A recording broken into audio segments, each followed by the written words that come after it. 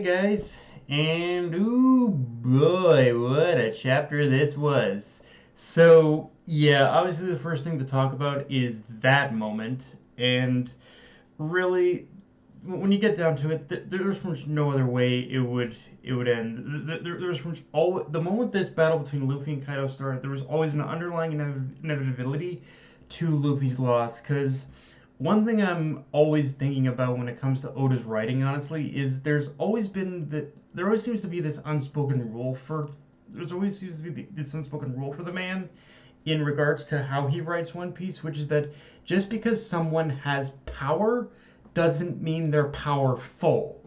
Luffy did train. He did unlock the true potential of his Haki Row, which is pretty much how he was unable to pretty much unload that pretty much massive wave of conquerors of row slash armament hockey to begin with.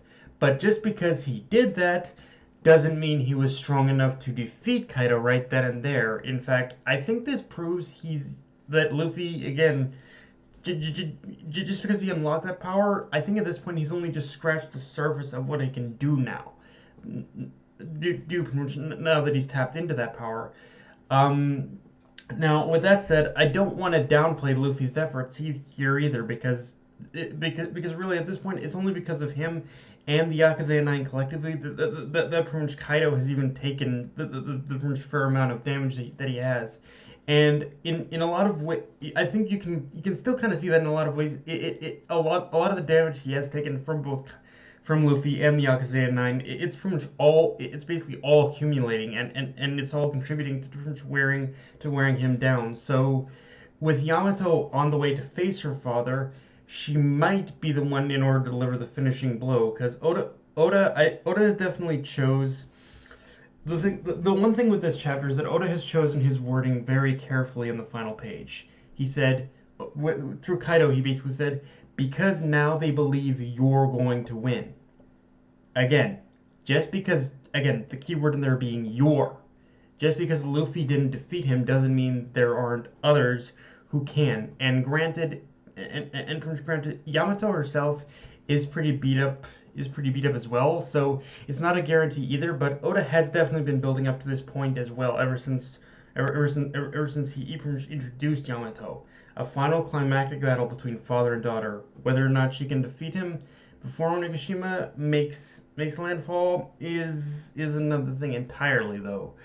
And it's all in Oda's hands. However, one other thing I think I like about this setup with the very real possibility of Yamato and Kaido facing each other is that in a lot of ways it actually pretty much plays into something that pretty much Luffy had pretty much said all the way back in Skypiea when he first faced Inaru. He said pretty much even pretty much if I can't defeat you, there are so many powerful people back in the Blue Sea who can defeat you, and in a weird way, it is kind of playing on that as well. Just pretty much because Luffy failed, that doesn't mean that there aren't so many others who have the possibility of actually defeating Kaido, and I think it's kind of playing on that as well. So, Yamato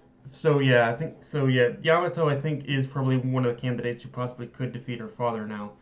Um, Now, with all that aside, we also get a bit of a domino effect battle going on with Big Mom taking out Ulti and Prince Kid Prince following up soon after by subduing Big Mom.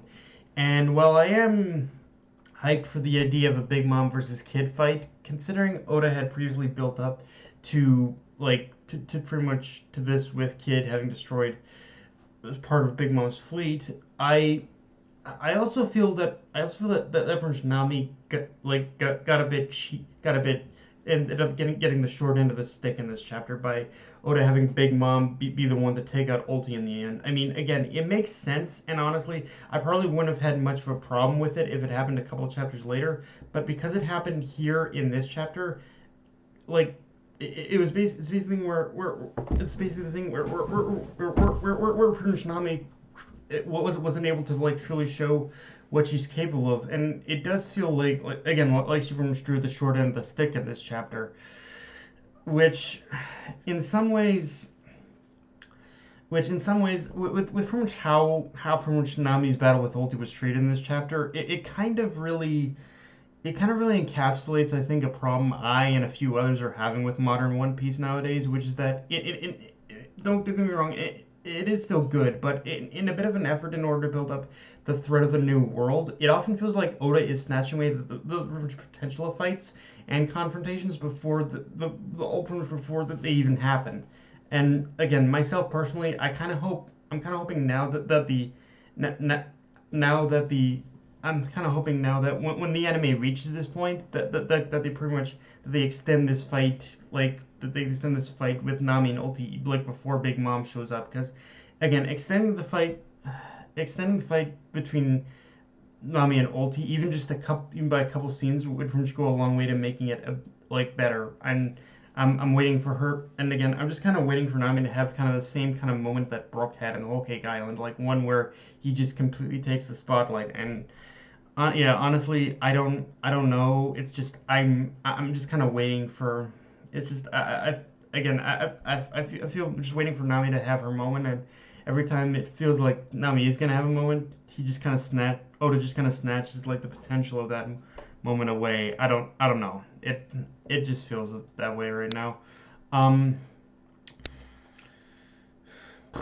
Getting back to how this chapter ended, though, it's been one thing that's been said, I think, throughout the any tuber community is that this fight for Wano will not only be a defeat for Luffy, but also for the entire Straw Hats. And even though that first one definitely came to pass, I'm a little more mixed on believing the second one right now because with Ulti and Page One's defeat, both sides are pretty much stacking up their fair share of bodies. But with as many allies as they have, whether intentional or consequential, it does feel like the Straw Hats have, at least for now, are claiming like the bigger advantage over Kaido's forces. With that said, one area where pretty much I feel where I feel that particular idea of being a total defeat for the Straw Hats could apply is that again, if you'll notice, ever since the pretty much setup fight with of the battle between Black Maria, Oda's kept Robin's fate pretty much in the dark. Like we have no idea as to what's going on between Robin and Black Maria. So at this point, if this arc is going to be a total defeat for the Straw Hats, I think we should assume that entails that Robin at this point has been kidnapped, and Oda is waiting just for the perfect time to spring the reveal on us. Because for however much of an advantage they have right now, Robin being captured would be the exact turning point Oda would need in order to flip the entire script on the Straw Hats. Like at that point, at the point of Robin being kidnapped, the Straw Hats would panic, and they would let their guard down, and they would just open themselves up for a complete defeat at that point. So yeah, I think if this is going to be a total defeat for the Straw Hats as well as Luffy, then yeah, I think Prince Robin is Robin's capture is going to be the key to that. Like they're just going to panic and let their guard down and whatnot. And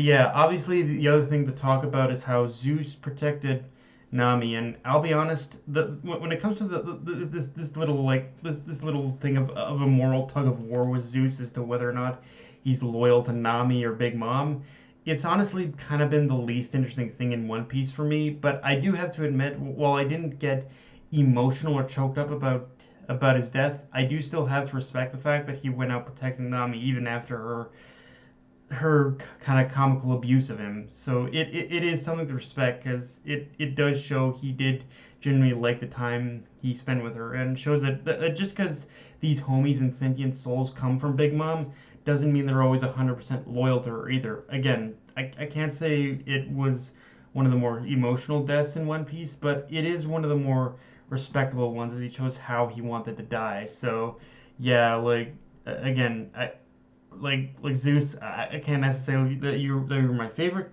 my favorite of the homies, but I respect your from how you went out, man. But yeah, guys, that's all I got for this review. If you enjoyed the video, like, comment, subscribe. Follow me on Twitter, Analyst, Crunchyroll. Be sure to hit the bell for notifications and just share the video around. Death Knight of Anime, signing off. Later, guys.